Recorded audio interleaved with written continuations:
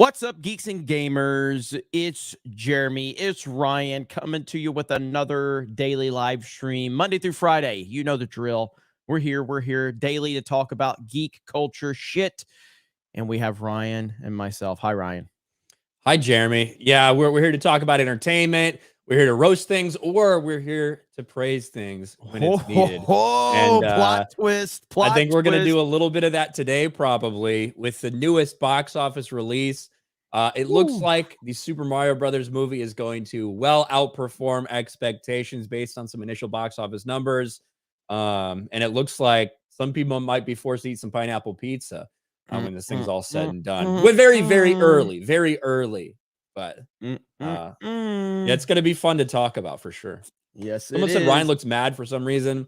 It's not some reason. I'm just not some reason. It's just everybody. It's just every day for him, so it's no big deal. Yeah, another day living. Mora has already gifted a Geeks Gamers membership, and the chat is so green. I mean, it's so green, much like the Mario box office. But again, we'll talk about that because yes, we did all see Mario yesterday, and as we're kind of letting people roll in here for the first few minutes, we're not going to spoil it. Don't worry. Yeah, we're not going to spoil it, but like I've said on the movie now overnight, and I want to see it again. I loved it so much. It's gotten even better the more I've thought about it. It's still like as the criticisms of some of the people have leveled against it. It doesn't have really a deep story at all. It's not Toy Story. It's not Finding Nemo. It's nothing like that, but it's so good for what it is, man. It really, really is. And I'm excited. I think this movie's going to do really good things. The audience score is still holding strong at like 96%. Audiences are loving it. And fans are loving it. Kids are going to love it. Grace Randolph doesn't, but that's okay. But I can't stop thinking about it, man. I loved it so much. And even Ryan liked it, which is shocking. I think it was fine. It was good. I agree. It was not. It is not some super great. Again, we talk about like the top like animated movies of all time. They have a spot that kids really love them. Like the teenagers in the family really love them, and the adults that are taking their kids love them. Right? It just goes across the entire scope. I don't think that that's this movie. I don't think that parents are like gonna love watching this with their kids. I think they're gonna be fine with it though. I think if you're a big Nintendo fan, if you're a big Mario fan, regardless of your age, you're gonna love it. And I think kids of all ages are going to love it. So yeah, I watched Moist Critical's take on it, and there is 80s music in it, which it was a little weird. It did work. It worked for me for the most part. I obviously would rather probably not have that, but it did work in most cases. And I had heard that was the case prior to seeing the movie, and I'm like, what the hell? That's stupid. It just works. It works in there's a couple of them that I'm like, I don't, because generally I don't like any type of modern music in any of my movies like this, like unless it's something like a Guardians, it worked because it worked for exactly what they were doing within that movie. But like if Christopher Nolan would have been like playing, like Guns N' Roses or Metallica during the Dark Knight trilogy or something, it would have been generally that's a turn off for me. There's exceptions to that rule. I can think about Iron Man, with AC/DC. They play because at one point during like a montage they played "I Need a Hero," right? Yes. Yes. Did they play that in a Shrek movie as well? I feel like Shrek 2. That. Shrek 2. Yeah. Okay. Shrek 2. I feel like I super remember a Shrek movie where they played that same song. And Shrek 2's "I Need a Hero" scene, I'm just gonna be honest, far better than the Mario scene. Not to say the Mario scene was bad. The Shrek 2 version was just better because Shrek 2 is. To me, Shrek 2 is like GOAT status among other animated films. It's up there, definitely up there. But yeah, overall, there was a couple of music choices I would have rather not had. Ultimately, I think my only real negative, and it's not a negative because I didn't hate it as bad as I thought it would. I hate Seth Rogen's always a negative, right? I hate Seth Rogen just on principle. His Donkey Kong was second weakest voice. Cranky Kong was, I just don't understand that one at all. That voice did not match at all with the character. But either way, the movie was really, really good. I'm really excited for it, and I think that it's going to do some huge numbers. In fact, we probably should. Well, let me get a couple of these super chats, and then we'll jump right into it. We got Daniel Peckman has become a member. Peckham has become a new member to Geeks and Gamers. Thank you. Blake Barrett, terrible cast for Jabba the Hutt yesterday. Oh God, the Mandalorian is a disaster. Let's see. Joe says, saw the movie in IMAX. It was fantastic. Screw Grace Randolph and all those woke critics. Seeing it again this weekend in 3D. Hell yes. A Marcellus says, I hope the planet that Lizzo and Jack Black were ruling was on the planets destroyed by the First Order. Let's see. Pragmaticon 712, member 10 months. Corn Pop threatened me with a rusty straight razor to see Mario. Anyway, see you later. Let's see. Das Cobra becomes a new member. And Makio has just gifted 20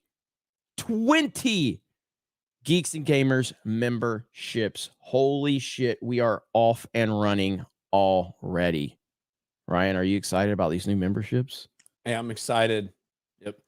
More, you guys are crushing it. So, more green in the chat. More green in the chat. And speaking of green, Ryan, how's that Super Mario movie doing?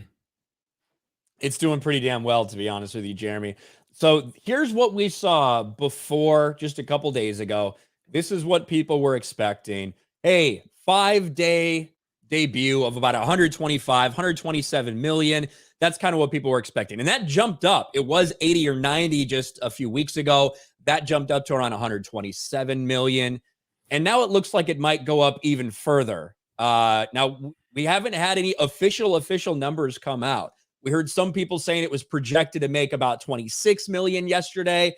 Now the newest numbers we're getting from today say $32 million. Potentially $2 million Wednesday domestic opening, which would be fucking massive.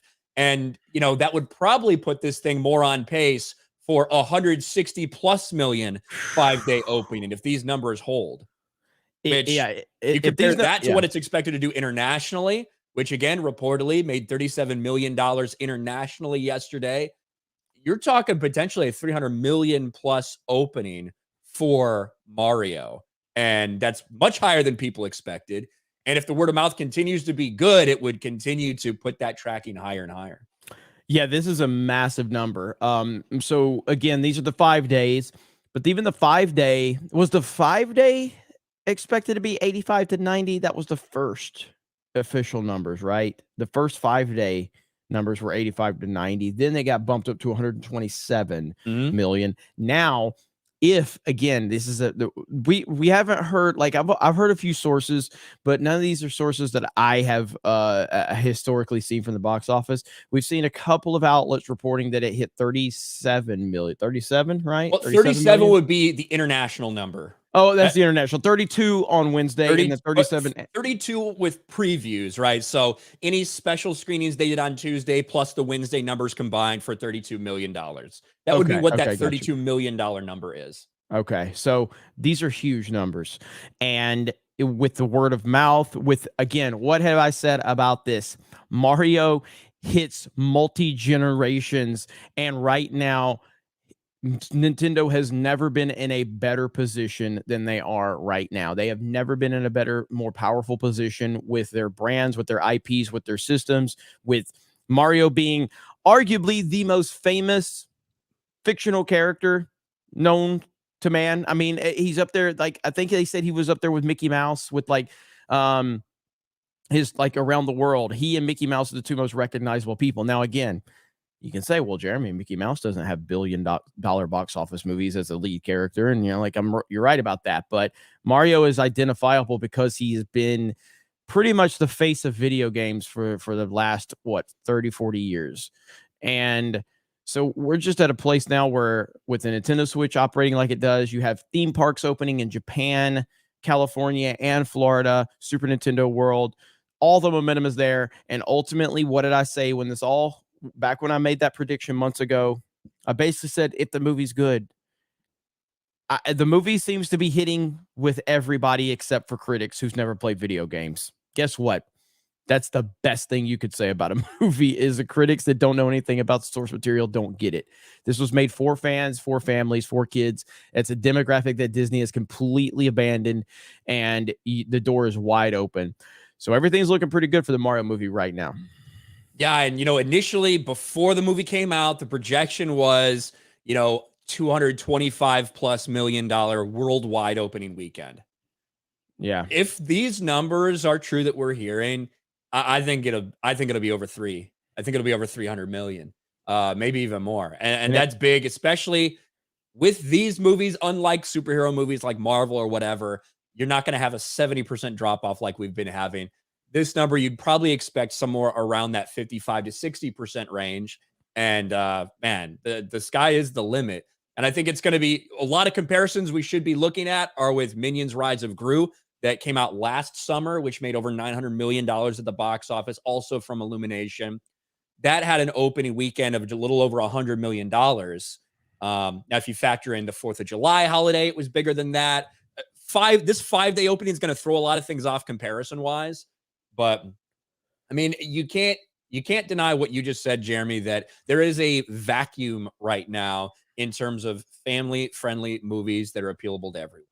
Yeah, it seemed like we used to have those all the time, but that's no longer. It's no longer Disney's bread and butter. They're too busy shoving gay agenda everywhere in every one of their fucking children's movies. So much so that parents don't want to take their kids to see it. They don't want to take their kids to see Strange World after everything they've heard about it. So they're waiting for actually family-friendly shit. And even if you think that the Mario movie plot is like super paper thin, which I agree it kind of is, you are completely safe to take your kids there and they're going to have a great time. Yes. There's no pushing of any type of agenda that you have to worry about. And I think that's a relief for parents. Yep. I am aware that we just got 50 gifted memberships. 50. Holy We even have 50 crap. people in the chat that aren't green. Oh, man. It is from Gremlin. First Gremlin became a member and then dropped 50 gifted memberships. 50. Holy crap. Like, yeah, seriously, do we even have 50 people in the chat that aren't green at this point? This is crazy with these gifted memberships. You guys are insane, and I love it. Man. We got Yellow Flash in the chat for $10. Says theaters have granddads, their kids, and grandchildren all watching this movie. At least 3 generations exist that grew up with these characters. That was our experience. The theater and the the lobby beforehand was all ages, all range of people. A lot of like older people dressed up or like bringing a Mario hat. That's not just Jay, right? They were like there were a lot of people dressed up. Jay and Tom, I think, Mario and Bowser. Yeah, I mean, it was crazy, man. And I across the board, it just seems like, again, we go back to Grace Randolph's painful review of it. And I think that is, you have the Rotten Tomatoes score, and you basically have a lot of people that don't play video games, don't know anything about them. This movie didn't push any agenda. It didn't push any Black Lives Matter or trans kids flags in bedrooms and all of that. It's just a movie. And I know that some people, like the criticisms I've heard, the majority of the criticisms I've heard from people that are simply people that don't understand the Mario universe. Bowser being a simp in this movie. Bowser literally sent Bowser Jr. to tell Peach that she was his mom so that he could kidnap her in Mario Sunshine. Okay? Really doesn't make sense. How would Peach forget that, she never gave birth to a turtle? It's not that she ever accepted it. She basically was like, I'm your mom with a question mark, just playing kind of whatever. Just played along with it, whatever. Like, the end of Mario Odyssey, like, Bowser and Mario are literally fighting over who gets to marry her, and she kind of just walks away from both of them, and they both sit there and they're crying, and like Mario's like patting Bowser on his shell. Like, Bowser's always fucking been this way. This is not anything new. So just like Rainbow Road is not a gay pride flag, symbol in the movie, this has always been part of Mario. Bowser has always been a fucking simp. He always has. So him acting like that in the movie is par for the course. Okay, that's how it is. So it's not that big of a deal. In terms of Peach, is she a little OP? Yeah. And trust me, it's a couple of lines where I'm like, oh God, what are we doing? What are we doing? But like, if you look at Peach, like, it was a touch. I described it in my review. I said there was a touch of girl boss in there. But it made sense in the context of the way this story is being told. The fact that she's lived there her entire life. She's grown up like this. Mario's brand new. And at the end of the day, Mario is the guy that saves everyone, right? Mario is the guy who he goes on this journey. And you see from the beginning, he's got a chip on his shoulder for a reason because of his real life shit. His job, his family. He does have this chip on his shoulder, and he's finally able to be the guy he's always wanted to be. Yeah, I mean, if you guys remember my concerns when I saw the Peach, moment in the trailers, and I was like, oh God, what are we doing here? Are we going Bo Peep? Are we going Rey Skywalker? And it's like, none of that really happened. Like, the context within Peach being who she is in this is explained within the story. Makes perfect sense. And then there's context to like, Luigi has been captured and rescued a ton of times in the games, a ton of times. He's literally just crying in corners waiting for Mario to come save him. There's moments where Peach has smacked Luigi out of the fucking way to go hug Mario after she rescued him. If you go into the comics, Peach was very much had an attitude in the comics. There's just precedence for all of this. So I get people's being hypersensitive to this stuff, as I was. But ultimately, I'm telling you, there's nothing woke about the Mario movie at all. Nothing. See a couple of these I don't know exactly where you left off, Jeremy, but I just read a couple. Where I actually left off in terms of reading, I left off at the 20 gifted memberships. Okay, perfect. You read the A. Marcellus, another plot hole in Mandalorian? Oh, no, I didn't even see that one. Okay, let me just start from the beginning. So I know we talked about terrible cast for Jabba the Hutt. Joe Musashi saw the movie in IMAX. It was fantastic. Screw Grace Randolph, all these woke critics. Seen it again the weekend in 3D. I wonder how the movie will look in 3D. I'm not sure. I actually saw the first trailer I think I saw for it was in 3D, which was at the Avatar movie. So I wonder how it would be in 3D. I don't know. I've heard people say that a couple people said they saw it in 3D and it felt like it was made for 3D. So, and they recommended going and seeing it in 3D. I'm not a 3D fan. I would much rather watch it in like what did we watch ours in? Like the fake IMAX. Yeah, Limax, which is fine. I mean, it was good. It was good. A. Marcellus for 5. I hope the planet that Lizzo and Jack Black were ruling was one of the planets destroyed by the First Order. Yeah, we can only hope. Pragmaticon, member for 10 months. Corn Pop threatened me with a rusty straight razor to go see Mario. Anyway, see you later. See you later. Thank you. A. Marcellus for 5. Another plot hole in Mandalorian. Why are Mandos making a big deal about retaking a barren planet? Mandalore's unoccupied. Did I miss something? No, the Disney Star Wars is just really fucking retarded. And has been for a while. I'm glad that this season of Mandalorian is basically just a rehash of Rebels.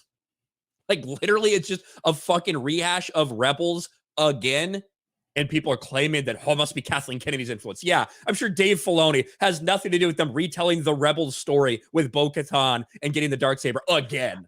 You know what, though? I think Dave Filoni haters are like people with TDS. So I heard all the Dave Filoni haters yesterday whining about Filoni. So I looked up the credits on these more recent episodes. Dave Filoni doesn't get a writing credit. He doesn't get a producer credit. He doesn't get a director credit. Where the fuck is Dave Filoni if he's not even credited at all? Are you just saying they're just secretly not giving him credit? What are you talking about?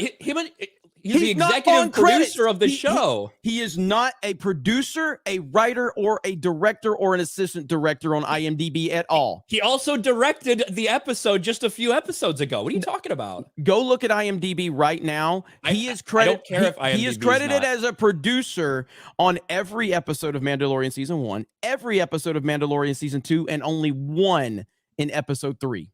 So only one. He's directed an episode. He's executive producing every single episode. He comes up third on the fucking credit line. He's not even getting writing credits. Him and Favreau are the ones for every fucking thing. It's Jon fucking Favreau is the fucking problem. He and Favreau are the ones that are going to all of these things. Jon Favreau is in charge of the whole fucking show. The whole fucking show. Yes, I am sure that Bo-Katan going through once again this initiation to get the Darksaber in the same fucking way she developed. I'm sure that Dave Filoni had nothing to do with that. George Lucas has more writing credit on the Mandalorian episode that just happened than Dave Filoni. Yes, you are searching IMDb, which says George Lucas is a writer, listed as a writer for every Star Wars project I saw someone comment on one of these Filoni haters' comments, and they says, "Do you realize Filoni is not credited for writing, producing, directing, or any of this last episode?" And I'm going, really? He's literally executive producer there. Like, what are you talking about? So I looked it up, and I'm like, yeah, Filoni has no credits for this, like these more recent episodes. Like, he has none. He's got like a producer credit for the first episode of the season. And he's literally right there as executive producer. And he directed Jon Favreau, Dave Filoni, executive producer. So I'm like, these guys just blame him for every fucking thing, regardless if he's involved with it. No, I'm not watching this shit. I watched it because we are reviewing this episode for Friday Night Tights. I'm not watching this dog shit. Well, that's fine. Then you can trust IMDb. I will actually tell you the truth. I'm just looking at the facts of going, why if he's so intricately involved in everything, it's Dave Filoni's fault. Everything that's happened bad in Star Wars is Dave Filoni's fault. I'm like, okay, so let me see what credits he's getting. And I see the credits that he's gotten for Mandalorian. He's directed, he's self-inserted himself in a lot of episodes, but like none of these recent episodes, he has no credits on it. None. And y'all are still like, Dave Filoni ruined my childhood. It sounds like the George Lucas argument from the prequels, where it's just like George Lucas, everything is the worst human being on the planet. I'm like, fucking hell, man. Star Wars sucks. It ain't one person's fault outside, I guess, Kathleen Kennedy, but you guys blame Filoni for every fucking thing bad that happens in Star Wars, even if he has nothing to do with it. I'm like, Jesus Christ, these guys are like people with TDS. They just blame him for every fucking thing. So episode 4, which was 2 episodes ago, was literally written by Dave Filoni. Like, I don't understand what you're talking about. I said his most recent episode, I've heard nothing but people bitch about Filoni, and he's nowhere credited on the major stuff of this episode. Yeah, Dave Filoni's credited as a co-writer on 3 episods of this most recent episode, and he's the executive producer on all of them. This most recent episode, he's the executive producer. Now we're pulling the executive producer. Do we understand? You understand that an executive producer can mean literally any fucking thing. You're right. It could mean anything. Kathleen Kennedy's listed as executive producer. It could mean nothing. It could mean actual influence. When he and Jon Favreau are going and doing interviews together about The Mandalorian, they are doing the ones that are doing the tours for The Mandalorian, talking about how they create these things, talking about how they plan the details out, talking about how they plot the season out. I'm just looking at the actual credits. And again, I did that because I saw someone crying about Filoni. So I looked in the comments and somebody says, Filoni's not credited with anything on this episode. Why are you whining about him? And I'm going, really? I figured he was involved. So I looked it up, and it's true. He's not credited with anything in this fucking episode. Nothing major is he involved, but he's credited with a lot of shit on a lot of episodes, but nothing in this episode is he credited for anything. And I'm hearing nothing but Filoni. I'm like, oh my God, these guys, like, Jesus Christ, he gets blamed for every fucking thing. Yeah, this is Jon Favreau and Dave Filoni. This is not Kathleen Kennedy interfering with anything. This is the story that they want to tell. This is the story that they want to tell. I'm not saying Star Wars is not bad. I'm saying you guys just blame Filoni for every fucking thing, even if he's not involved in it. I'm like, but shit. Yeah, the idea that Dave Filoni's not involved with The Mandalorian is crazy, dude. I didn't say he's not involved. I was like, this specific episode. You just said even if he's not involved. I said this specific episode, I've heard him being blamed constantly. And so then I see that he's not even credited for anything in the fucking show. And it's like, you guys act like, again, except the argument like that the third end title card. the argument that Filoni's pulling the strings, like from like the shadows, it's the same argument as Kathleen Kennedy's been banned from the Mandalorian bullshit. Like, the man's not credited on the fucking episode. Like, it's a bad episode. He's made some bad decisions. He's clearly not cut out for live action. All these things are true, but Filoni haters have TDS. They really do. They can't not blame him. And it's so funny. It's so funny. All right. Let's see. But yes, I agree, Marcellus. It doesn't make any sense that they're talking about reclaiming a barren planet. Das Cobra becomes a channel member. Thank you. Shav Navi for Aussie 299. Jack Black rocks. He was awesome as Bowser. He was terrible. He was terrible in Mandalorian. Did you see Chris Gore's tweet about it? No. Hang on, I'll show you real quick. I liked it, so let me find it. Yeah, here it is. So I haven't looked. I'm sure Chris Gore's getting a lot of hate for it, but there you go. SNL is actually hilarious this season. Tell me that don't look just like SNL. Bro, they have actually a lot of SNL actors that are appearing in Star Wars this season. That is so I don't really accurate. understand why. That is so accurate. And yeah, Jack Black was really good in the Mario movie, and it's really hard to take anything with him seriously. And then you see him do this, and to me, this might be one of the lowest points for Star Wars. I guess it doesn't affect me as bad because I don't care about the universe anymore at all, but it's just sad to see how far it has fallen, and it is so bad. Like, this is why is Lizzo being involved in anything? What is Lizzo? Who is she? What does she do? I know nothing about her other than she's a fat black chick. At least she didn't twerk. I don't know. Is she a rapper? She's a singer, yeah. Good God, man. I can't name a Lizzo song. I know nothing about her. I know she's a fat black chick. That's all I know her as. That's all I know her as. So this episode was. It's clear that this is now like the Bo-Katan show. That's what the show is, and all of the fucking rules that they've thrown out there for Mandalorians. Apparently, Bo-Katan is able to walk between, so she doesn't have to follow the rules for Din Djarin. She's cool to take her helmet off. She's the only one because she saw a mythosaur, so that means she's basically the chosen one for the Mandalorians.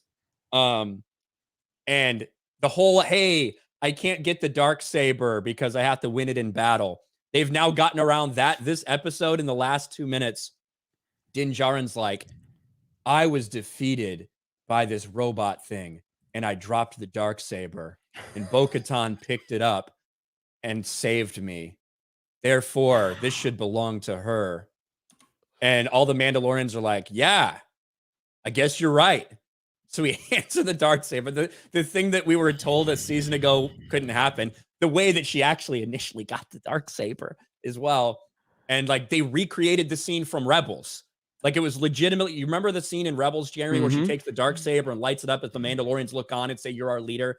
That's exactly what happened again at the end of this episode. Like, I know we're supposed to be fucking reviewing this shit for Friday night. I don't fucking care enough to watch this shit. I fucking hate. Yeah, it's bad. I hate everything Disney Star Wars to a point where I just don't even care. I don't even care to fucking watch it to roast it, man. I really don't. Yeah, it's pretty rough. Raging Rhino tweeted out another clip of it if you want to watch. Not really, but I guess we will. A lot of people were asking, what did Grogu do to get knighted at the end? This is literally the only thing he did the entire episode to get knighted. Okay, let me get that for you, my lady. What the fuck?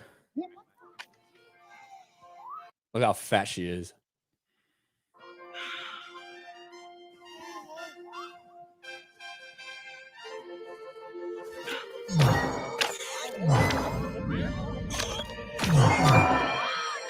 He's helping her with the Force to cheat at this game.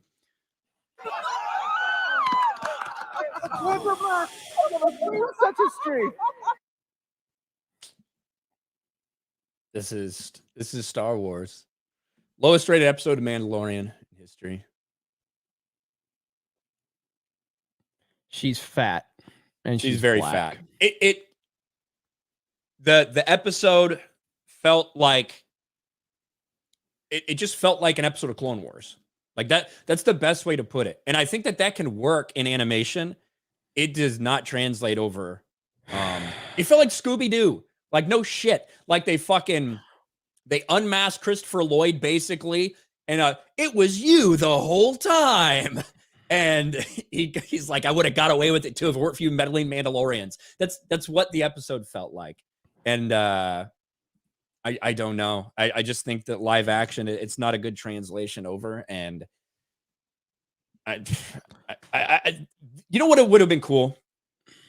Let me give you something that would have been cool, guys. You could have had this entire season be about Din Djarin versus Bo-Katan. You could have had them like Bo-Katan and her people. They could have fucking tried to go to war with the Mandalorian and his people, right? They could have been fighting like this until they do come to some kind of realization that, hey, we have a fucking common enemy. They want us fighting. And then we join forces at the end of this thing. But instead, the whole thing is just like become, the Bo-Katan show. That Din Djarin's basically just following her around the galaxy. But the whole point is the whole they could have argument. It's over, man. There ain't no they could have. They don't have the ability to do anything competent anymore at Disney Star Wars. Look at how bad things are. Look at like Obi-Wan Kenobi. Like, if anything, if we were going to do what they could have, they had Ewan McGregor come back as Obi-Wan and Hayden Christensen come back as Anakin. They had these guys. This is after they botched the sequel trilogy and they still screwed up with Hayden and Obi-Wan Kenobi. So why would they make it right? Why would they make good decisions with these lesser known characters that no one really cared about in the first place, or the ones that they've created? Disney Star Wars, again, I see no scenario where it can be saved. I see no scenario where things can get turned around, at least for the next decade. And this is barring something catastrophic, which is almost impossible to even to comprehend could happen. So there is no scenario that I see that Disney Star Wars can be saved. None. There's no realistic decision that can be made. So tomorrow, let's just hypothetically say, and again, I want to keep it realistic, because obviously I've said the crazy scenarios of that I think would work. Realistically, let's say Kathleen Kennedy decides she leaves after Indiana Jones. When's Indiana Jones coming out?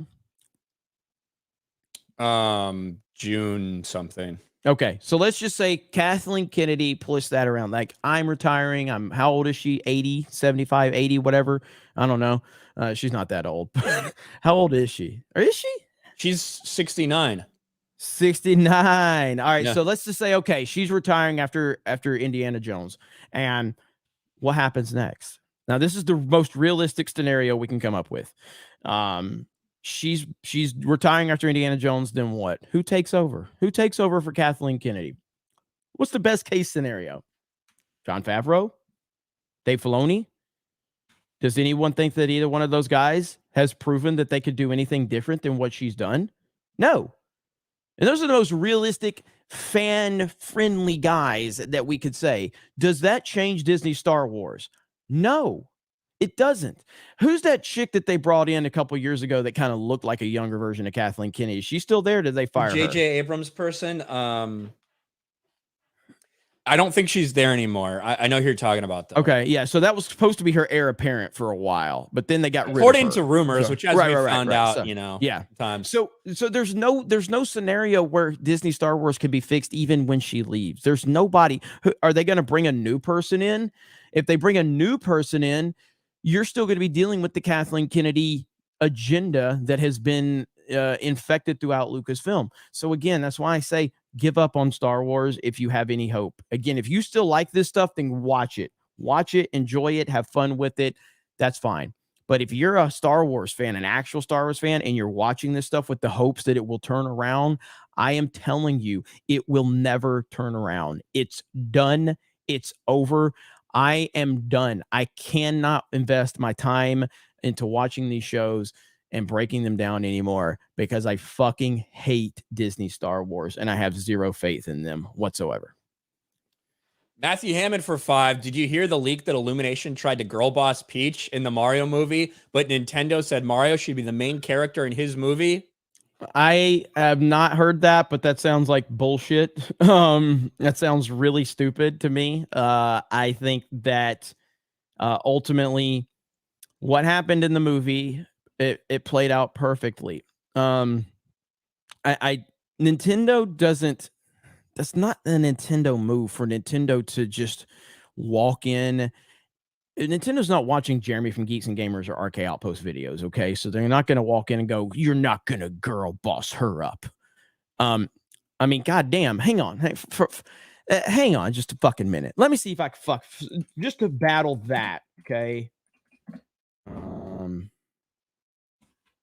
don't know if I can find this or not. Hang on. Ryan, keep reading. We're going to follow back up on that one. Just on that point that I think is so stupid for whoever said that. Not the commenter, wherever that rumor's coming from. Wherever that rumor is, yeah. Bill Sotheby for 10. Give this to Odin to help pay for the pineapple pizza he's going to be buying. Yeah, we will see. It certainly looks like it's off to a good start. I can't wait to see like the final numbers for this weekend. WYFT for Canadian 550. Message retracted. Sorry. Mr. ESQ for $20. Ryan, you have that concerned face like you're preparing for an enema. I always look like that. Eric Stratton for 777. Many expert theme park videos predicted meh for Nintendo World in Universal Hollywood. It opens. Most were shocked, and the land continually packed. I'll be real. When I saw some of the videos come out for Universal Hollywood Nintendo World, it didn't look super great to me. I don't know. What did you think of those, Jeremy, when you saw those ones coming out? I mean, I thought Super Nintendo World looked amazing. And I mean, again, as a fan, it looks like you're literally walking right into the theme park. Right into the theme park. I'm sorry, right into the world when you walk into the theme park. It just looks like a carbon copy of something like Super Mario World or something like that. So I love those images. Some of the rides look dumb. Like the Mario Kart ride looked dumb to me. It's about the theming for me. So like for me, like I don't care about like thrill rides are cool. That's awesome. It's about the immersion for me at theme parks. Like my favorite ride at probably any theme park is Flight of Passage, which is the Avatar ride at Animal Kingdom. And prior to Avatar 2, going back to when I rode that ride, I saw Avatar one time and I didn't care about the movie, but the ride itself immersed me into the world. And so I like the slower dark rides at places like Disney and Universal and stuff like that. So obviously like stuff like Hagrid's and Velocicoaster are amazing. But I like theming. I like theming and immersion. And so that's what the Universal Super Nintendo World seems to be doing. So for that standpoint, I think it's awesome. Yeah, and Universal Hollywood, it just sucks because it's really small. So I thought the world looked really small overall. But that's just kind of where it's at. So I'm looking for, so in the background of Mario Kart 8, there's a lot of these signs in the background. And I'm trying to find, but there's one, but it's like something like there's a sign in the background that nobody's going to see. And it's basically like celebrating the women of racing in the, Mushroom Kingdom or some bullshit like that. You know what I mean? Something nobody's ever going to see unless you're some fucking loser like me that pays attention to all the details in the background. It's like, Nintendo's not just going to walk in the door and go, "You're not going to girl boss up Peach." Or like Nintendo laid out. Everybody that knows Nintendo knows they are very protective of their IP. Very, very protective. It's why we haven't gotten anything in decades because of the failure of the Super Mario movie. So whenever this whole thing happened, Nintendo gave a layout of the general idea. Miyamoto's involved in all of it. So the idea that basically this movie was moving this feminist agenda way and Nintendo stepped in, I think is nonsense. I don't think there's any scenario where that was the case. Yeah, I mean, it doesn't make any sense to me either. It's one of those things we hear in like retrospect. It'd be like, oh, they were going to do this But oh, someone stepped in last minute and saved it. All right. Ladies can do things now. Or whatever that comment is. Matthew Hammond for 5. The Mario movie reminded me of watching a live stream of someone playing a Mario game. You felt Shigeru Miyamoto's fingerprints all over it. Yeah, absolutely. That's exactly what it felt like. It's literally just a video game in real life. That's all it is. It's just a video game and on the big screen, and that's the best thing about it. Peter Frazee for 5. Mario for me was a 7.5 out of 10. Could have been better if it had just a little more story, but hey, that's just me. I said the same thing. I think that there could have been maybe 2 minutes of additional dialogue in a couple places that could have really taken it from what I thought was a good movie to like a great movie. But Taker for $2. Seen Mario today. Hashtag simp Bowser. Thank you. Juggernauts Found it. 5 gift memberships. Juggernauts, thank you. I finally found it. So Nintendo stepped in to stop the girl boss movement. This is in Mario Kart 8 right here. Nintendo stepped in to stop the girl boss movement. So it's such a nonsensical thing. That didn't happen. All right. There you go. So, and I bet most of the SJWs don't know this exists. So there you go. It's just a little background piece. What's that? Birdo? Is that the Birdo name? Yeah. Birdo looks like she sucks a mean dick. Shaz Navi for $8. Still a better love story than Twilight. Do True. Maijin Prince for Aussie 10. Asian people love cats, don't you know? I agree. With Grace Randolph, that's why they did Mario as a cat, because Asian people love cats. Wolfsbane for 5. The only thing I didn't like was DK's voice. Peach was good, but I wanted a little more doubt in her personality just to offset the hyper competence. I agree with that. I can see it. Again, I was very sensitive to it too, because I was like, there was a couple of lines. I'm like, oh God, what are we doing here? Yeah, it was weird. Brockathon for 220. Beard of Shame 4. No IRL. Not mad, just disappointed. Well, so IRL's not scheduled on Thursdays. So CobraCast IRL is scheduled on Monday, Wednesdays, Fridays. And so, oh shit, there was supposed to be a CobraCast last night. Fuck me. Never mind. I'm so fucking busy these days. I completely forgot. Mario threw everything off. Yep. James Ridge. Yeah, my days are so jacked up. Like Drinker invited me on open bar today. I don't know if I can make it because I'm so far behind. So I'm doing too many streams. In fact, I'm considering flying to Vegas because of my schedule, because I can't break away. I have too many streams that I'm doing every day. I have too many things going on. And I think I'm actually going to fly to Vegas because I can't afford to drive. That's how busy I am. Hey, that would be real serious if Jeremy flies to Vegas. We got a couple big super chats. One from James Ridge for $80, an $80 super chat. The current dichotomy is confusing. On one hand, all of Hollywood is girl power, yay, but in real world, they're destroying womanhood with trans stuff like women's sports. These competing narratives are strange. Yeah, for the last 10 years, like when you look at like the mainstream sports media, they've just been pushing female sports, even though people aren't interested. And now when men are coming in and dominating women's sports, they're very silent about it. So I hear what you're saying, James. Look at these bombs being dropped in the chat. So we did get all these, right? So well, I know Bashy Washy just dropped another 10 gifts. You got James 80, James Ridge 80. Yeah, I'm going through these next couple. And then Enoch Maman and Buford T. Justice and all. We're almost up to 100 members this stream.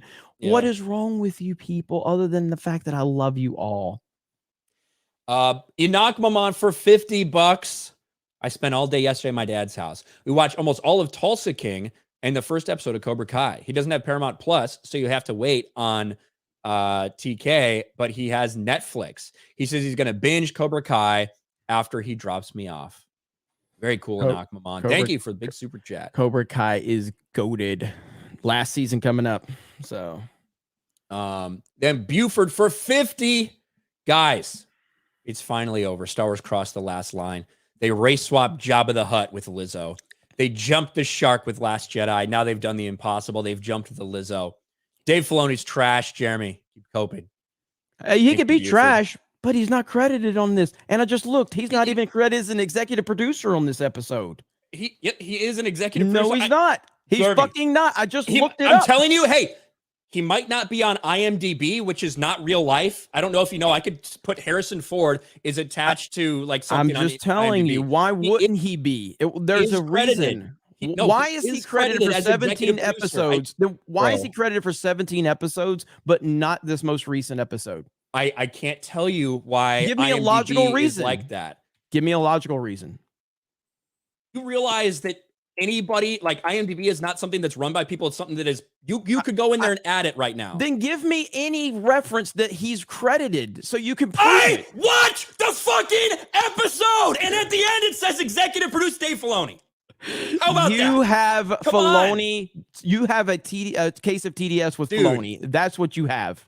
Oh, I'm trying. You blame him for every fucking thing. You blame him for every fucking. I'll stump my toe. Dave Filoni. Fuck this. Dave Filoni put this right here. Totally. Dave Filoni put this in my way. Dave Filoni's the reason I wrecked my car. I'm like, God damn, you guys blame this motherfucker for everything.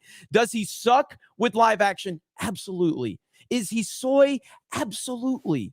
Is he not the guy to save Star Wars? No, he's not the guy. He's also not to blame for every problem in y'all's fucking lives. Jesus Christ. They blame him for every fucking thing. I'm like, fucking hell. Two things can be true. He can suck, and he can also not be responsible for every problem in your life.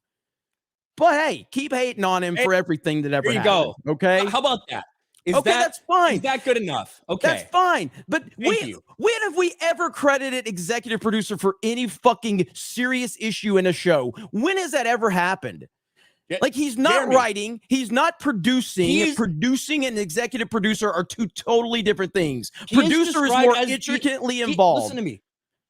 Jon Favreau and Dave Filoni go around doing interviews describing themselves as the showrunners for The Mandalorian. And that's fine. Dave Filoni is writing some episodes of this season. Dave Filoni is on set of Mandalorian all the time. Dave Filoni is an executive producer. So you are trying to tell me that IMDb doesn't say this, and I told you that it does. You're trying to make all the excuses in the world, and that's I'm not. This is the reality. Motherfucker, I've heard Filoni fans blaming him for The Last Jedi because Rian Johnson said that he had him on set once. And they made this whole fucking Kathleen Kennedy being banned from The Mandalorian conspiracy theory that like Filoni was involved with The Last Jedi, and that's why it's bad. I'm like, oh my God. You guys fucking blame this guy for every fucking thing. So again, two things can be true. He can suck, and he can also not be responsible for every problem in your life. Shockingly enough.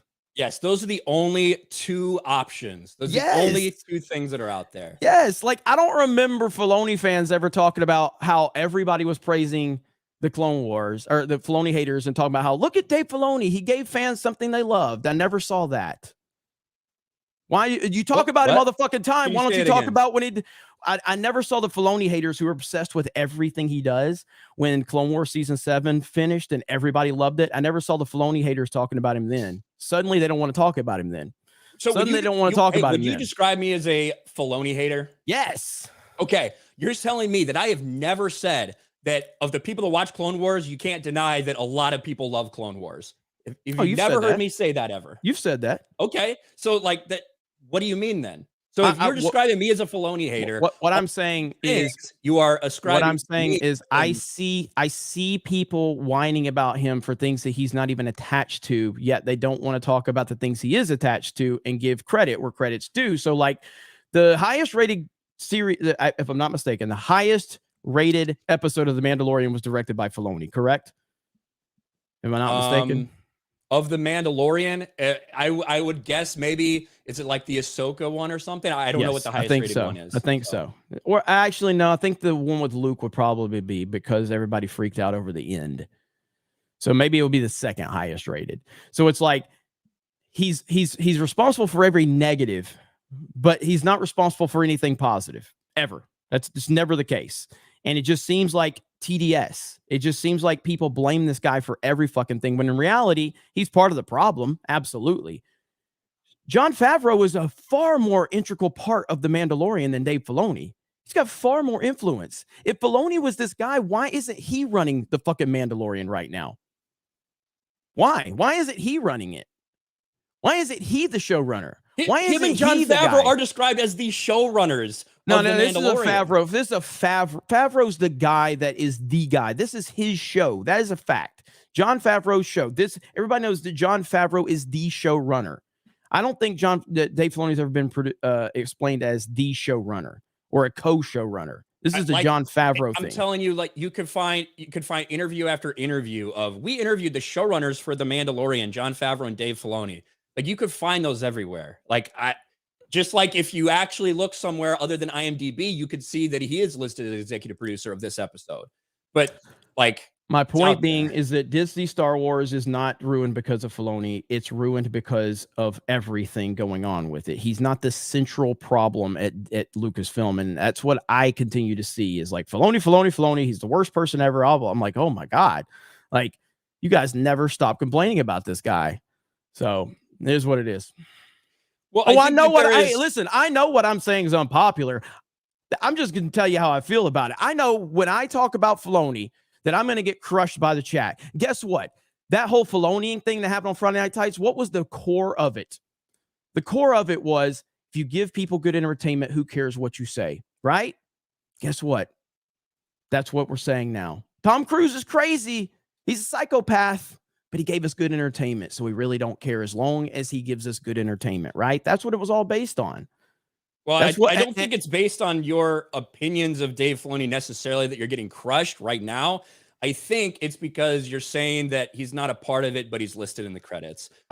What I'm saying is that he's the only person that people focus in on every problem. Facts that you're wrong on some of these things. Like I think that's part of the reason you're getting crushed. Well, no, it's just that why is he not listed on some of these key things? Like, is he a writer?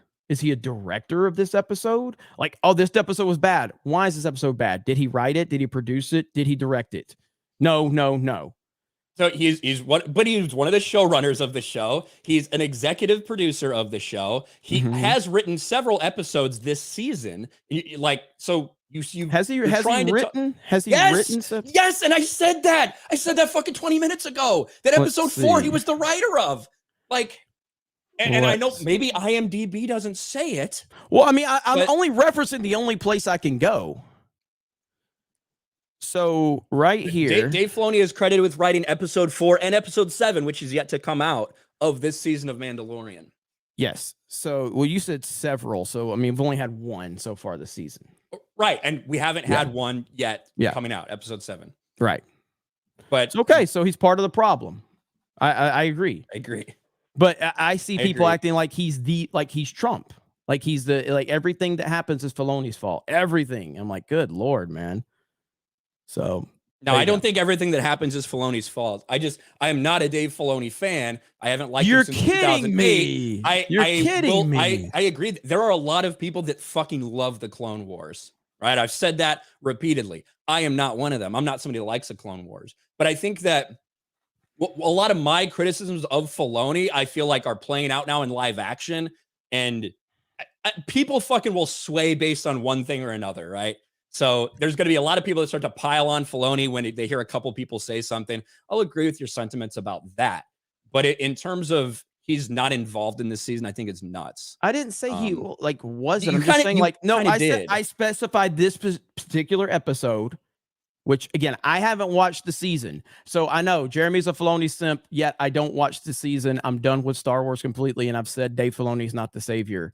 I'm done. I'm not even going to watch the fucking Ahsoka series. I'm done. Like, I won't even watch it to roast it. So clearly I'm out. But I've also got nuance, and I'm looking at this going, why is this guy being blamed for everything when there's so many fucking problems there? Yeah. And I don't know who, you brought up the Last Jedi stuff. I don't know who said that's Dave Filoni is responsible for the Last Jedi. I haven't really heard that. God, however, man, there are when you look at the stuff that came out from the meetings they had, like the story group when they were talking about their plans for the sequels, there are some lines from Dave Filoni where like, wouldn't it be interesting if Leia was the trainer? Oh, of course, support the Patriarch. There's stuff like that, but I guess I haven't heard people say that Dave Filoni is responsible for the Last Jedi, but maybe there's a couple people out there saying that. Yes. Again, I don't know if you can hear, but I said he is part of the problem about 5 times. So I have said he is part of the problem, and I agree he is part of the problem. In my perfect world, there's not a single person working at Lucasfilm that would survive if we were going to revamp Lucasfilm. Everybody goes. There's nobody that has any power at Lucasfilm that should stay. Filoni included. He should be fired. Filoni should be fired. Favreau should be fired. Obviously, Kathleen Kennedy. Every single person that has any creative input at Lucasfilm right now should be fired. So if you go back to when Gina Carano got fired, I said that I blame Filoni and Favreau specifically because they said they were out front talking about how great she was, and then they stood by and allowed her to be fired. And they said nothing. They said nothing at all, especially Favreau. Like Favreau said nothing, and they allowed her to be fired the way she was fired. So I think all of them should be fired, 100%. The whole fucking thing. I don't want any creative person at Lucasfilm to survive, but that's not reality. They aren't going to survive, and that's why Star Wars is dead. Bushin Ryucat for 5 gift subs. Thank you, or gift memberships. Thank you very much. Richard Alexander for 5. Filoni could be too busy with Ahsoka to focus on Mando. Maybe. Mr. ESQ for 5. I heard Lizzo gained weight for the role. Yes, maybe. She certainly looked fat. Yellow Flash 2 for 5. John and Dave will save Star Wars. They are the saviors. Lizzo being on the show is clearly a diss on KK. Her hairpiece is a gang sign. It means fuck KK. What? Who made that? Who makes these decisions? Why is Lizzo a thing, dude? Like Lizzo, Jack Black, and Christopher Lloyd all guest starring in like the same, pointless episode of Mandalorian. It's like they're like, okay, we blew through our entire load of cameos from actual characters, so now let's do cameos from actors. So I have not seen Book of Boba Fett. There was a Power Ranger episode. Do you remember the Power Ranger episode? Like I saw the clips of it. Like they had these colorful outfits and whatever. Did you watch? Are you talking about for Book of Boba Fett? Yeah. I said Book of Boba Fett. Yeah. So was this one worse than that one? That episode? Was this episode worse than that one?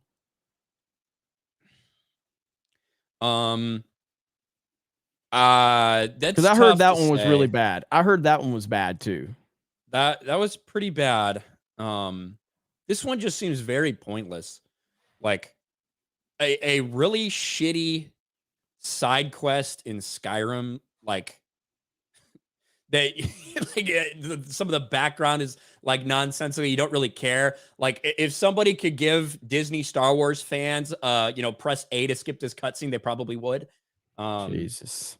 Pretty rough. Well, it's like you said with, again, haven't seen it, not going to watch it, but, so you said it's kind of like this episode felt like a Clone Wars episode in live action. It did. It was like, when the droid, when like R2 and C-3PO have to get a cake or something. Yes. You remember that? This is kind of what it felt like to me. I don't know. And what, to that point though, and this is why Filoni does not work on live action in any way, shape, or form. And we've had that Clone Wars feel for a while, with like a lot of these episodes. It's like imagining the Mario movie in live action the same way it was done in animation. It would not work at all. You know what I mean? Like having that Mario movie just recreated in live action right now and playing the same way with the same pacing and the same stuff, it would not work at all. Now I think that when it comes to the Ahsoka show, I can only imagine it is just going to be from the fucking beginning, just rebels shit in your face. So you think or is it a fact that they are going to start out with the Thrawn Ezra stuff? Is that what they're starting out with? Ezra, Sabine. I'm sure Chopper's going to be there. They already introduced Zeb in an episode of Mandalorian. Rex. I just think that it's just going to be full force, and that is going to predominate.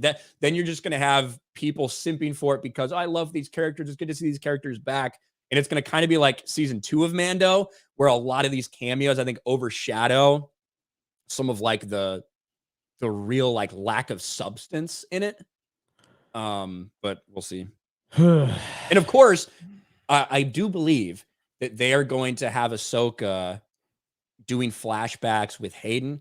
I think they're going to have Ahsoka seeing what her life could have been like if she did this thing. There were rumors of an Ahsoka versus Anakin on Mustafar thing. Like, it's just going to be full, like, I don't even want to say like nostalgia bait, but it's almost just fucking poisoning you, like just stuffing your face full of this shit instead of substance. I am not, and I don't care. Like, I love you, audience. I watched Obi-Wan for you because you asked. I am not going to ever watch another Disney Star Wars show or product. I just can't. I can't do it. I don't want to watch it. I don't have the passion or the energy for it. So Obi-Wan was the last thing. And I skipped out on Bad Batch and Book of Boba Fett, thankfully. But I can't. And I'm not going to watch Mandalorian. And I won't watch Ahsoka either. Don't want to watch any of it. Dude, for 1286 for 5, Jack Black could be a good actor for a Star Wars story if it had good writers. Jack Black was at least like somewhat entertaining. He was the only person that just wasn't like flat monotonous because he was just playing himself. Manny Lamont for 5, show that damn Lizzo versus Car video. That does look like Lizzo. That does look like Lizzo. Yeah. Here we go. Right here, we got Lizzo. Damn! I really want more context to that so we can know what happened. Just Nova for 2. It seems like they're competing against the holiday special. They might be winning. Bush and Rucat for 5. Jeremy love ya. 1. Lizzo and the Mandalorian must use the Force. How else she squeeze in that dress?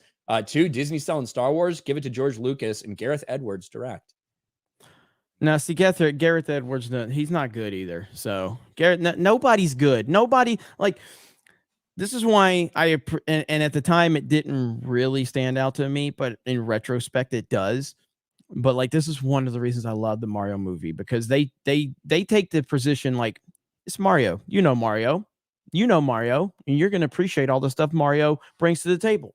J.J. Abrams did an interview before The Force Awakens, and he was like, the idea of who is Luke Skywalker, he's like, there are people that don't know who Luke. So he's like, we have to treat this because, Return of the Jedi came out like 1983. So we have to treat this generation of fans like they don't know who Luke Skywalker is. Like, motherfucker. Like, at the time, I'm like, I appreciate they're trying to do whatever. You look back on it, it's like, no. It's Luke Skywalker. We all know who Luke Skywalker is. You treat the audience like they know exactly who Luke Skywalker is. And that's what the Mario movie did. You know what I mean? So that's what we have to have more of, is like, appreciate the audience for what they are doing. And that's one of the reasons that they just continue to fail, because they don't take the audience into consideration at all. Taker for $2. Star Wars, huh? Well, see you later. Raging Rhino for 2. Disney Star Wars doesn't make sense. This is the way. LOL. Basically. Brant Savage for 5. Did you both notice Return of the King will be showing its extended version for its 20th anniversary? No, if that's in theaters. That's awesome. I have to go check that out. Herb, you got some bad news coming, buddy, if you think that's the case. Okay. Maybe domestically. You got some bad news coming if you think that's the case. And trust me, I saw all the comments when I made it prediction 3 months ago. I saw all these people. Jeremy's just a Nintendo simp. He just thinks too much of Mario. He's crazy. Like, okay. Bush and Rucat for 5. Is the plate on Lizzie's head mouse ears? Those are hair, I think. Also, MK Deluxe on sale for $40. Jeremy, let's get some community races going. I want to let you win. Hey, I'm back. I won the championship last week. I'm finally back. The return of the king actually happened last week. So. Truck driving gamer for 10. I heard the Mando showrunners brought in a specialist to design costumes for this episode. Afterwards, he went back to his regular job at the parachute factory. They needed about that much material for Lizzo. You're not wrong. Raging Rhino for 2. Sorry, Jeremy, for clipping it, so you had to watch it. God, so bad. That's it. I think that's the second clip of. That's the second clip. I think I saw the Grogu one where he did the flip that Ryan showed me. So yeah. All right, Variety. This one too. Variety has now got their updated box office numbers out. So let me share this really quick. Who's calling me? Who's calling me right now? Hell. Okay, it's a school district, so I won't yell at them. I was about to put them on speaker too. All right, here we go. Box office: Super Mario Bros. Movie scores huge, 31.7 million on opening day. So right now, after a bigger than expected opening day, estimates for Universal and Illumination's big screen adaptation of the popular Mario video game have been revised from 92 million to 141 million in its first 5 days. That's a fucking massive jump. So it went from 90. It's supposed to be, well, no, what they're saying is it's revised up to 92 million over the traditional weekend and 141 for its first 5 days. So it was 125 million, 127 million for the 5 day. That's been revised up to 141, which I think is a little on the low end. That is on the low end, but original numbers were 85 to 90 was the very first numbers that we heard over the 5 day, correct, Ryan? Is it over the 5 day? So over the 5 day, the original numbers we heard were 85 to 90. Now it went up to 92 for the 5 day, or they had it to 92. Now they've upped it to 141 million, which I think we're looking at 150 to 160 is what I think we're ultimately going to get. So now that would be the biggest opening ever for Illumination, I believe. And it would also easily be the biggest video game adaptation ever opening weekend. Yeah, so, I think Minions Rise of Gru made 107 over its traditional weekend. But I guess I don't know what they mean by, do they mean by traditional weekend in this just cutting Wednesday out and Thursday, Friday, I don't know, because so for everybody to understand, so usually like Mario opened like a day earlier than most of these do, because usually they open on Thursday evening, and Mario opened on Wednesday, right? Was it Wednesday? Yeah, Wednesday. My days are all fucked up. So so they opened up a day earlier, and so that's kind of throwing everything out of whack. So ultimately, it doesn't matter. So then you got international box office. Mario movie ignited with 34.7 million in 44 markets. So we still have, so Japan is still yet to open. And who else? Korea. Japan and Korea won't be for 3 weeks. And then Poland or some shit a couple weeks after that. There it is. Mario releases Japan and other countries in late April. So yeah, man, it's a damn good opening weekend right now. Ryan, what are the chances this movie hits $1 billion? I mean, definitely better right now than it was yesterday. If you put a gun to my head right now, I'd say it does hit $1 billion. I think it's gonna be close. It's gonna be close. Because I think really you have to compare everything to Minions Rise of Gru. So let me pop that open for everybody here. I think it's got a very good chance. It's not guaranteed. But I think it's got a very good chance. So Minions Rise of Gru, and this is why I said if it hits 400 million in the United States, I think it'll hit $1 billion overall. Minions Rise of Gru made 370 domestic, 570 internationally, 940 worldwide. If you look at these box office numbers, right? Open on July 1st, opening weekend, 107 million. So $107 million, and that would include Thursday previews, then Friday, Saturday, Sunday. I think for this traditional weekend probably would just mean Friday, Saturday, Sunday, because usually a normal opening Thursday counts towards the Friday number.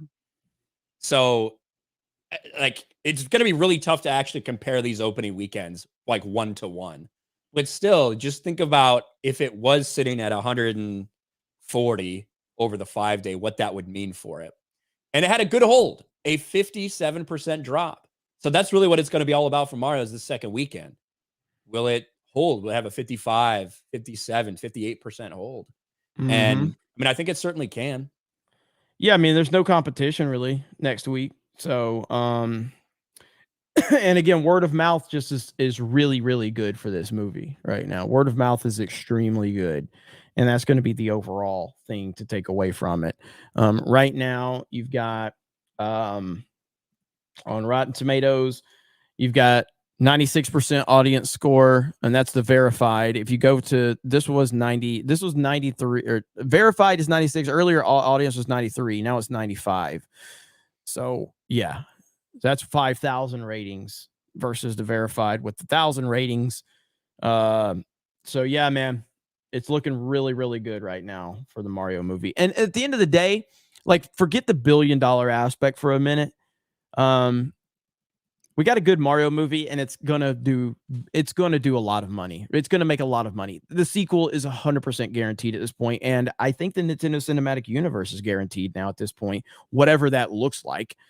I think that's 100% a realistic thing now. So I am fucking excited. So happy we finally got a decent video game movie that's going to lead to something bigger and better. Sonic has done a good job. Sonic 1 and 2 were good. I liked Warcraft. A lot of people didn't like Warcraft. I enjoyed Warcraft. I don't think it made enough to get the sequel going, unfortunately. But Mario's a huge win. Huge win. So yeah, I think if the worldwide opening can get in that $300 million range, which it wasn't looking like that before, it actually does look like that's a possibility now. That would be huge. Mm-hmm. We'll see. A lot better than Shazam.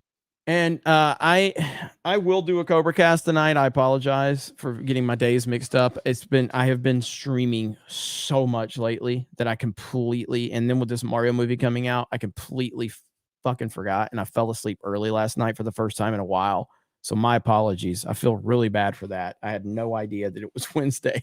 I'm so fucking behind on times. God. EO for $10. It says LALM doll and book leaks show it's so this must be Little Mermaid. I think. Book leaks show it's anti-white. Ursula is purple. She mocked Ariel's look only with darker accents, and now it's evil white Vanessa versus black Ariel for Eric. And mermaids now have superpowers for $10. Well, thank you, EO. Speaking of that, we have it in the title, so we got to talk about it, even though we're kind of running ahead. We had a big Star Wars argument, but we always do. Little Mermaid. We knew it was going to be bad. Okay. When we see these kind of dislike ratios on the trailers, 1.6 million for the last one, 3.6 million for the first one, you know that it was going to be bad. And one of the things that people criticize, obviously, you race swapped Ariel, you race swapped a redheaded white girl. That was done intentionally. We all understand that. But when these things happen, it's not just a one-off. It's not just, oh, identity politics was only at play for the casting, nothing else. It means the entire agenda and the entire way they're going about making these movies have to do with social justice, identity politics, and the woke agenda. And now we're hearing exactly that, even when it comes to the lyrics of the songs. The Little Mermaid live action film modifies song lyrics to include consent. The live action Little Mermaid, starring Halle Bailey and Jonah Hauer-King, will have some of the songs updated to modern times. There are some lyric changes in Kiss the Girl because people have gotten very sensitive about the idea that Prince Eric would in any way force himself on Ariel, Menken said to Vanity Fair in an interview. Alan Menken, who worked with Howard Ashman to create the soundtrack of the original animated film, worked with Lin-Manuel Miranda to update the lyrics for the live action adaptation. And they also did Poor Unfortunate Souls, because regarding lines that might make young girls somehow feel they shouldn't speak out of turn, even though Ursula is clearly manipulating Ariel to give up her voice. It's weird, Jeremy. They don't have any problem for, 33 years, using the Little Mermaid, using these songs to promote things, to make money in their theme parks. But now it's offensive. Now it's not okay. And it's all about making it for the modern era, making Ariel a modern woman. The writing was on the wall from the beginning. I at no point in time do I or will I feel bad about mocking this movie, roasting this movie, celebrating the downvotes, celebrating the memes. I've seen the memes of her hammerhead eyes, where people kind of moved them way out, and then people got fake offended, and they're like, "I can't believe people meme this." It's like, bro, memes are memes are part of internet culture. Quit crying about being memed. When you cry about being memed, you know what's going to happen? You're going to get memed more. I saw people say that it was built in racism when people were basically moving her eyes further out and making the hammerhead. Have you seen that meme, Ryan? Yes. Yeah. I'm going to fucking pull it up right now. I'll try to find it. But like, so I feel no sympathy for this project at all because they hate the fans. They despise the fans. They despise what came before it. And now they're fake virtue signaling over this. So I will continue to roast this movie as much as humanly possible because they deserve every single second of it. And I guess the question here is, and I'm going to ask you this live, Ryan, because I don't know. We haven't discussed it. Are we actually going to like try to watch this movie so we can roast it? Like, I don't know if it's worth it. I don't particularly want to. I mean, we could pay for Mario. I'm sure there'll still be. When is what's I'd say we pay for Mario and then just go watch it and then roast it. You know what I mean? Maybe. God, I don't want to watch it, man. I don't want to watch it. I really don't want to either. I don't want to watch this at all. So, yeah, it's gonna be rough. Warren Perkins for 2. Y'all check out SWOTOR, the Galactic Timeline epic vid. I'll check it out. I love Star Wars: The Old Republic. Quantum DeLorean for $20 this Saturday. I'm going to see the Mario movie. Thank you for covering this movie. And here's to hoping for Nintendo Cinematic Universe. Hail, my brothers and sisters. Thank you for being awesome. Well, thank you, Quantum DeLorean. Maybe Christopher Lloyd can borrow you, go back in time and erase his appearance in Star Wars. Just Nova for 2. Is Disney Star Wars Spaceballs or Christmas special level? The holiday special, there is a particular level of like cringe mistakes that like the holiday special can fall into. But Disney Star Wars is on another level. Yeah, because they're like, that's kind of just like a goofy thing. You know, I don't think that was supposed to be super serious. Like, it's supposed to be kind of goofy. These characters are singing and shit.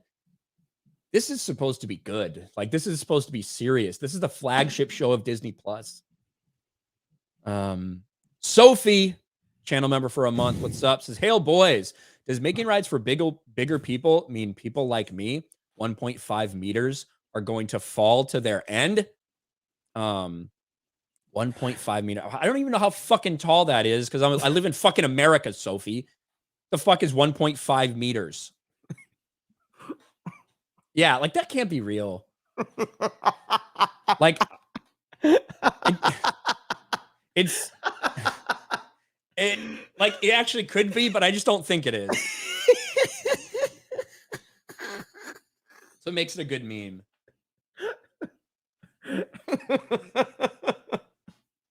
It's so funny. All these people spend all day posting these horrible memes of Trump and talking about his skin and talking about his looks, and then they get offended because somebody moved their eyes a little far apart for me. Yeah. Blame Disney. They're the ones that like shot her. Like the first trailer we get was that like her looking up view. Like, I blame Disney for that shit. Is this girl half praying mantis? Like, look at Eric. He's like, oh shit, I gotta kiss you. Like, shala la la la la my oh my. Holy shit, that's so good. 1.5 meters, 4'9". You are very small, Sophie. Yes, do not sit in a fucking roller coaster with a fucking fat ass person next to you, right? Because the thing won't be able to go down far enough. So yeah, you're tiny. Anyway, do you have an exact date for the UK meet? I'm not going to the UK meet, so I don't know. I'm not sure. I mean, I'm not gonna ask Gary. I'm not gonna survive the plane flight to Vegas, so I won't be able to plan anything out after that since I won't be here. So Eli Saul becomes a channel member. Thank you. Bushido Cavalier for 2. Did Jack Black kill it as Bowser? I think he was solid. I liked him. He was good. Chris Pratt and Jack Black both did a good job. I wasn't thinking Charlie Day did good. I'll be honest, for Charlie or for Luigi, I felt a little more like it was Charlie. Just because I feel like it was a little closer to his normal voice. But for Chris Pratt, I wasn't thinking this is Chris Pratt throughout the movie. I wasn't either.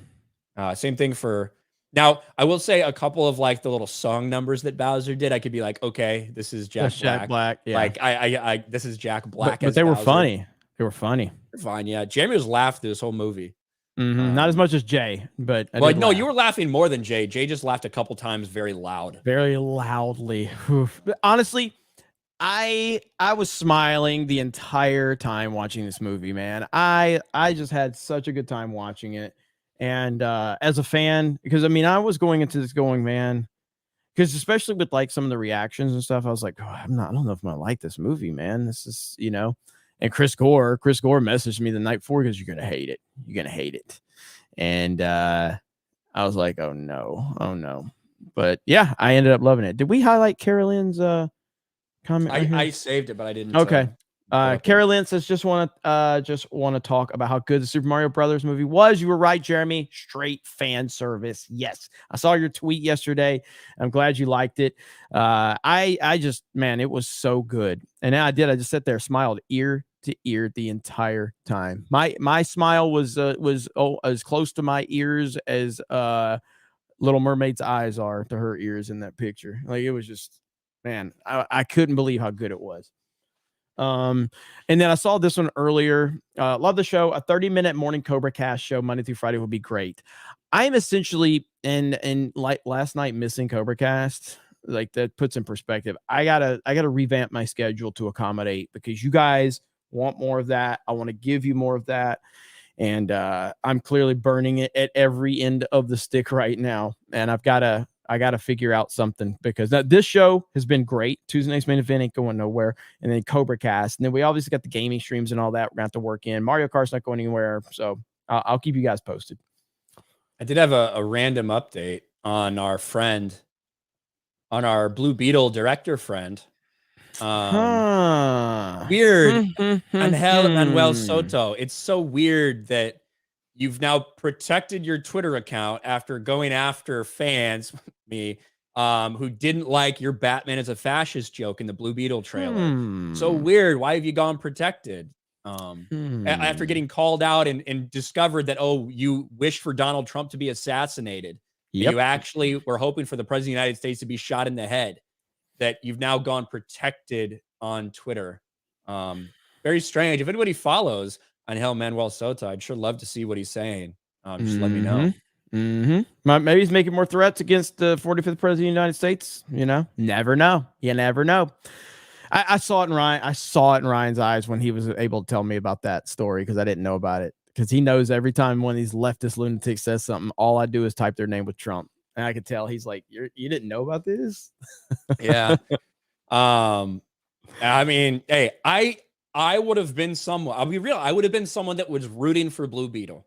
I know not a lot of people probably, I haven't gotten to it yet, Bash, you actually. Okay. We're still, I want you to see it.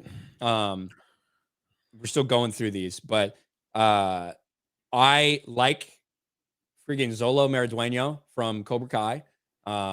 I would have been rooting for him as Jaime Reyes. I'm not a huge Blue Beetle fan, but I can guarantee I bought more Blue Beetle comics than 99% of the other audience members that are out there for this, in all likelihood. So I would have been somebody that wanted this movie to succeed. And all it takes is a stupid joke to end your thing, me criticizing that joke, and now the director laughing about pissing off fans. And now a lot of people are rooting against it. So congratulations on your first Latino superhero, Angel Manuel Soto. Now I'm rooting for it to fail. Now it's going to backfire gloriously. Well, it's just like anything else, man. Quit acting like you're better than other people, man. You're going to get, like, I know the chat is having fun destroying me over my Filoni take. That's perfectly fine. That's fandom. Has anyone ever, like, these people are not normal people that are in this entertainment world where, like, anybody that's ever been a fan, as a fan, you're going to have good takes, you're going to have bad takes, you're going to have takes that people agree with, you're going to takes people disagree with. You're going to get roasted when people disagree with you. You're going to get praised when people agree with you. That is how it is. It doesn't make anybody right or wrong. It means that's part of it. And just roll with it and have fun with it. Quit taking shit so seriously. This guy could have just rolled with it, Instead, he wanted to be sarcastic, which is fine. Be sarcastic. But guess what? then you got really exposed when you said something that could never be. You could never, if this dude would have said that about Barack Obama, guess what? Would have never worked in the entertainment industry again. Never worked in the entertainment industry again.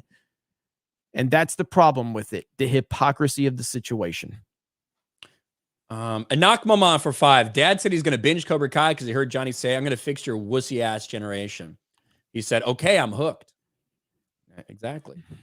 Sophie for 6. Jeremy, be careful with burnout. Take care, relax. We will wait for you. And then a Jeremy prayer hands emoji. Yeah, I feel bad about missing last night's show. Carlin says, perfectly fine to disagree. Just don't have to be aggressive towards others. Depends who it is. I don't have any problem like being aggressive in a conversation with Jeremy, but like, or like randomly calling out if somebody like says something. I don't have any problem with aggressiveness, but it's when you are, again, we'll put it this way. When you are the director of a movie with a $120 million production budget, when the intent of these trailers is to get fans to come out there, and you're laughing that you've upset fans, like that is not the fucking time to like that's not the time to sit there and gloat. Nope. If you would have just because it's just one line in one trailer. The next trailer comes out, you don't have that in there. People forget about it. People could get excited for the movie. But I think a lot of people aren't going to forget what this director said now. Subhuman for 5 gift memberships. Thank you, Sub. Myoclonic Jerk for 5. Jeremy, didn't someone threaten to funnel your junk if you didn't do Cobra Cast last night? Better watch out. God damn it. Kenzie Kai for 2. Hashtag protect kids from trans. Thank you. For the Emperor for 5. Jeremy, IMBD is not a reliable source. Ryan's right. Thank you for the Emperor. West Britannicus for 5. Girl Boss Peach really wrecked the Mario movie for me. She had no arc, no shortcomings, and handheld Mario through virtually everything. Say that one more time because I was looking up this meme. I'm going to share with everybody. Girl Boss Peach really wrecked the Mario movie for me. She had no arc, no shortcomings, and handheld Mario through virtually everything. Nobody had an arc, really. That's the whole point. Nobody had an arc. Everybody just appeared and they were already who they were. So I get it though. I'm sorry it didn't work for you. For me, it's like, yeah, I mean, she even said like the reason she was good at things is because she's lived here her whole life, and then she encouraged Mario just to keep going. And then without going into too many spoilers, like Mario saves the day. Mario's the hero. You know what I mean? Mario literally saved the Mushroom Kingdom. Like, saved everybody. He saved everybody. So, yeah. Bashy Washy for $20. Jeremy, for God's sake, stop being a simp. Ryan is always right. Thank you. Stop being a simp by not watching Disney Star Wars. I will continue to be a simp if that's what that means. I'm the only one that haven't watched the fucking episode because fuck Disney Star Wars. Sophie for 2. Only way to resolve this, a tortilla slap battle. No matter what, and no matter how much roasting I get for my Filoni takes, it will never be as bad as that right there. Holy shit. Who told him that was a good look? I don't know. Like, why did he dye his hair like that? Like, when you're a public figure, like Vince McMahon has been known for his like silver fucking hair for like Vince McMahon has had like silver hair for 20 years, I feel like. You know what I mean? Look, I found this. Hang on. He looks like Gomez Adams. Somebody said Vince McMahon finally addressed the mustache. So he finally addressed it. Here we go. Oh, let me just say it. I've made mistakes, obviously. Oh. It's hard to believe that that's him until you hear his voice. Let me just say it. I've made mistakes. Vince, what are you doing, man? Well, when you're that rich, you can do whatever the fuck you want. Honestly, yeah, seriously. It's like, who cares? He's holy shit, dude. Yeah, when I first saw it, when I first saw the screenshots, I'm like, this has got to be Photoshop. This can't be real. It's real. Predator Magnus for 2. New video idea. Filoni's the Trump of Star Wars. Ruthie K, Star Wars for Life for 2. I think Jeremy's just trolling Ryan. Dude, the yell I got out of him was really good. That was really good. It's because you were saying things that were just wrong. And I told you that I specifically saw in the credit scene where it was listed. And you're like, well, where is it? Where is it? It's like, I am telling you. I'm telling you, I have firsthand. I'm trying to tell you that everything you're saying is just factually inaccurate. And you weren't listening. Doral on for $10 or for 10 euros. First time super chat to say, take the L, Jeremy. Hello from France. Thank you. Hello. Arantu for 5. I know it's not about Mario or Disney, but did you see that Wizards of the Coast is removing half races in D&D because it's racist? I did hear that. Yes, did hear. How dare they? Mike Hill for 2. The real Lizzo identity is Pizza the Hut.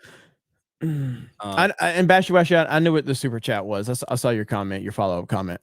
I knew what you were talking about. Jay Forte for 10. Best use of I Need a Hero is from the John Candy forgotten comedy. Who's Harry Crumb? I don't know if I remember, that. It's forgotten. I do. The I Need a Hero scene in Shrek 2 is phenomenal, though, man. I love that fucking scene. I mean, I love that whole movie. Shrek 2 to me is outside of Toy Story and maybe some of the top tier Pixar. Shrek 2 is like right up there is top tier animated movies. Kevin Calderon for 5. We should know better than to be trusting Disney Star Wars after watching Book of Boba Fett. It's rough. Matthew Hammond for 5. We have Tetris, Mario movie, and possibly Air in a week. You're talking about trash Disney Star Wars. Should we not get to a point of ignoring it? We literally talked a bunch about the Mario movie. I'm going to go see Air hopefully sometime this weekend.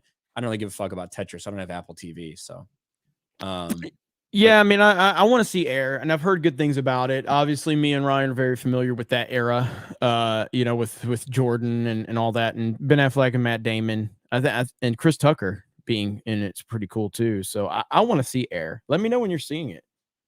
Yeah, I don't know if I can find some time, so we'll figure it out. Hell, I can't even remember my live stream schedule, so I don't know when I can go see it.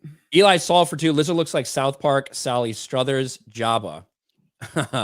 JS Pena for 2. Did y'all talk about The Little Mermaid? We did now. Chaos Soy for 2. Disney didn't make Star Wars. They made soy woke. Thank you. Jesus Davila with a gift membership. Thank you. Where is this? Luigi for 5. Star Wars fans know the movies and shows are dead. But remember, EA's exclusive license to make Star Wars games is up soon. Games are the last hope. I mean, hey, I think a lot of people like what they did with Fallen Order. And now you got Jedi Survivor. So, but yes, I do think that a good thing overall is that Star Wars games are opened up to everyone to make now. Maybe we can get some good Star Wars stories told through those. But you know, they got to all be within the realm of canon for Disney Star Wars, unfortunately, which does lead to the sequels. Chaos Soy for 2. This proves that critics know nothing. It's like most people that are certified movie critics, this is not a movie that's made for them. Yeah, it's a movie that's made for kids and that it's made for Mario fans. So, and that's what we should be so thankful that, I mean, we need more of this. Like, could you imagine a scenario where a Star Wars movie was made for just Star Wars fans? Oh, wow. You know what I mean? Imagine that, because that's essentially what the Mario movie was. It's just made for Mario fans. And obviously that by default will be family friendly, kid friendly, all of that. You know what I mean? But it's specifically for people that know Mario, people that know the little moments. It's so good. Darian Murphy for 2. Metroid movie, live action or animated? Thoughts? Well, if it's Brie Larson, obviously live action. If it's not animated, it's fine. Again, I'll reiterate what I said last time. Metroid Dread is probably my favorite game on the Switch. And one of my favorite games of all time. I love the Metroid franchise, and I would love to see a Metroid animated film in the tone of Dread. I don't think that that's going to happen. Metroid doesn't pull the numbers that a lot of people think it pulls. Metroid does not pull Mario numbers. It doesn't pull Zelda numbers. It doesn't pull Splatoon numbers or Animal Crossing numbers. It's a very niche thing that Nintendo has, and I would love to see it. I don't think there's the market for it, unfortunately. Lisby C for 5. What are the chances Fortnite will offer avatars from the Mario universe? Taking my kiddos to see it tomorrow. I share Jeremy's love of Mario, 40 plus years old. Yeah, I don't think that's going to happen. I heard a rumor that Nintendo had something worked out with Epic about Mario or some type of Nintendo skins, and apparently from the rumor I heard, they basically only wanted it to be available if you played on the Switch, and Epic didn't go for that. That's just a rumor. It's very Nintendo-like, though, so it does seem like there's some, some substance to that, but you're not going to see any Mario stuff in Fortnite, at least not now. Blake Barrett for 2. That's poor, unfortunate souls are the entire audience. Anybody that goes, I agree. Bunk's Basement for 5. Disney has to be looking at this and seeing they have a gold mine in Kingdom Hearts, and I mean animated movies with Sora, Donald, and Goofy screams money. I mean, there's a really, I don't know how big it is. There's a very dedicated Kingdom Hearts fan base, that's for sure. I don't know what the sales for those are. I assume they're really good, but I don't know. I don't think they're Final Fantasy level, but I do think they're good. Wolfsbane for 5. I'm glad they used singing Jack Black's talent in the movie. Also, did you read my first chat? My internet cut out for like 5 minutes. I believe I've read everything. Maybe we were a little behind or something. Valiant Renegade, what's up? Valiant Renegade with his member message says, NCU's coming. Zelda's next, already in development. Merchandise partner get long lead time, years on upcoming projects in order to plan. I'm excited. The thing about it is, and I was talking to Ryan about this, that I love the Mario movie, okay? But like there's not a ton of substance there. There's enough to create a sequel for sure, but it's like, man, what is the next step here? Because I think that Zelda is actually probably the best property to tell an actual story in. Yes. Even without Link speaking, they're able to tell pretty compelling stories in the Zelda video games. So yeah.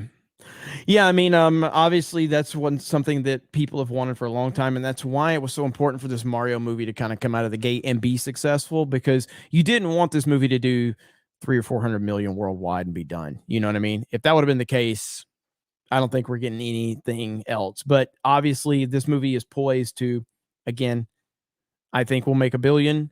It's regardless if it makes $1 billion, it's definitely going to be a success. I think that the bottom at this point, the absolute bottom is like 700 or 800 million. You know what I mean? Like that's the bottom at this point. But I don't think it has a lot of competition over the next few weeks. And the word of mouth is strong. And so this is definitely gonna be a big win for Nintendo, and then lead us to all of this other stuff, whether it's Star Fox, Zelda, Metroid, Smash Bros movie. Who knows? But it's gonna be awesome. Hayden for $10. I've never been to Vegas. Is an in on Monday, out on Sunday trip too long to keep your sanity? I'm trying to book everything this morning. I mean, I don't think so. Depends how much money you have for hookers and blow. You can stay entertained pretty easily. So, yeah. I mean, Vegas is a cool place, because what I like about Vegas is it's really, everything is centrally located. You know what I mean? And everything's around everything. So it's like, unlike Orlando, everything's just fucking spread out. You know what I mean? Yeah, everything in Vegas is right there, which is nice. Yeah. I like the Vegas things. For me, I'm kind of over in my life. Like I've lost enough money gambling that I'm good now. I can drink anywhere. I don't like that it takes so long to walk everywhere in Vegas. I wish it was like Nashville and a little bit more close together. But yeah, I have some not so fond memories from Vegas. So I'm not like the massive Vegas fan, but it'll be good to see everybody for sure. What type of issues you had there, Ryan? I've had a lot of issues in Vegas. We'll just leave it at that. Taker 6. It's a lot of, the chat's gonna speculate on what those issues are now. Yeah, go for it. There'll be some truth there probably.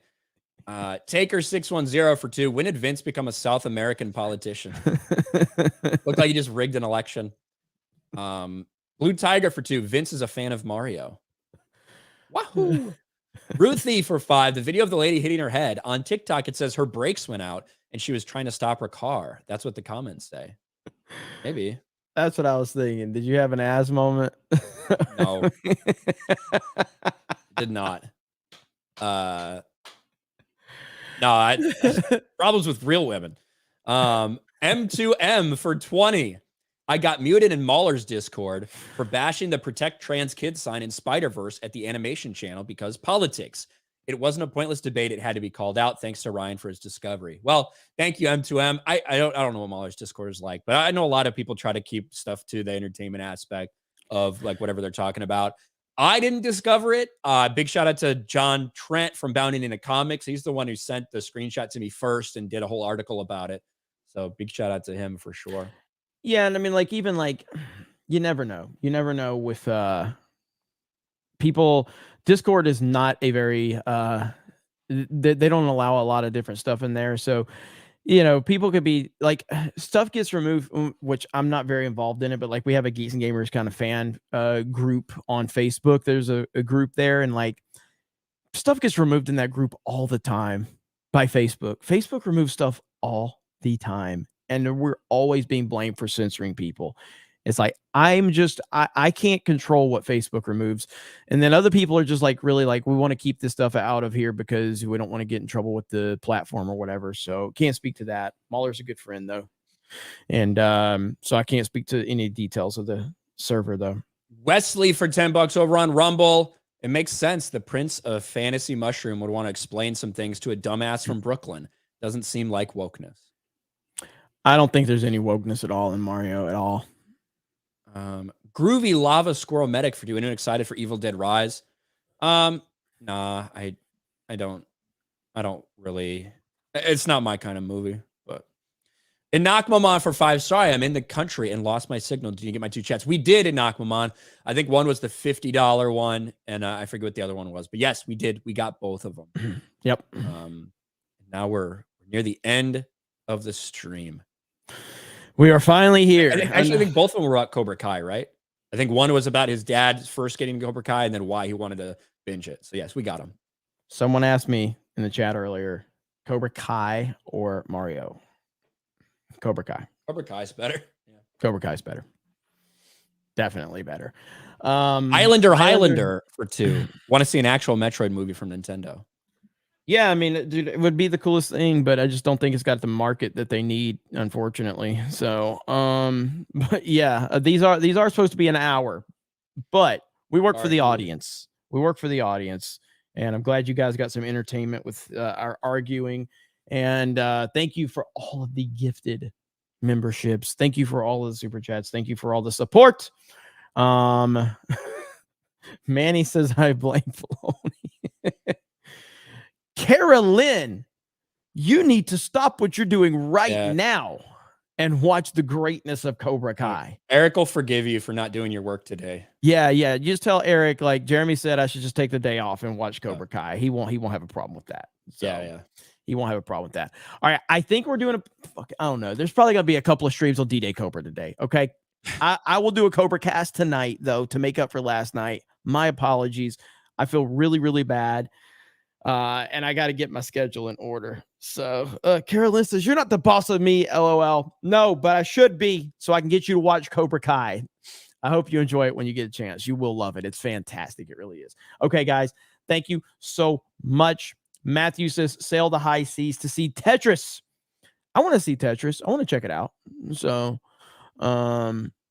let's see. All right, and that's it. So thank you guys. Appreciate it. Have a good day. And all